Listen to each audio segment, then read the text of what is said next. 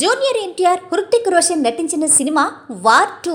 Junior NTR కి Bollywood debut movie అవడంతో సినీ ప్రేక్షకుల్లో అంచనాలు భారీ స్థాయికి చేరాయి. ఈ సినిమాని అయాన్ ముఖర్జీ దర్శకత్వం వహించారు. కియారా అద్వానీ హీరోయిన్ గా నటించారు. బాలీవుడ్ నిర్మాణ సంస్థ యష్రాజ్ ఫిల్మ్స్ బ్యానర్ పై ఈ సినిమాని నిర్మించారు.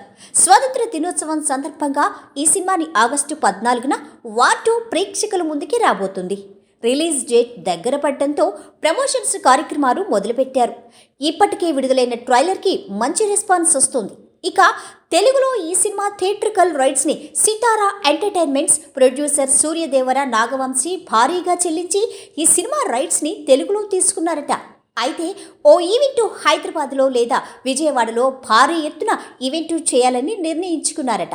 అయితే 2019లో వచ్చిన వార్ సినిమాకి ఇది సీక్వెల్ కావడం విశేషం. ఈ సినిమాలో నటించడానికి జూనియర్ ఎన్టీఆర్ ఎంత రెమ్యునరేషన్ తీసుకున్నాడో తెలిస్తే షాక్ అవ్వాల్సిందే. ఈ సినిమాని 400 కోట్ల బడ్జెట్తో నిర్మించారని సమాచారం. ఈ సినిమాకి జూనియర్ ఎన్టీఆర్ 60 కోట్ల రెమ్యునరేషన్ తీసుకున్నాడట.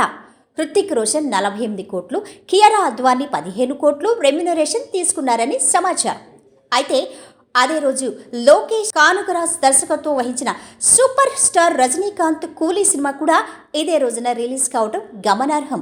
దీంతో ఏ సినిమాకి ఎక్కువ కలెక్షన్లు వస్తాయో అని సినీ ప్రేక్షకులు ఎదురుచూస్తున్నారు. వార్ 2ని హిందీ, తెలుగు, తమిళ్లో గ్రాండ్గా ఆగస్టు 14న విడుదల చేస్తున్నారు.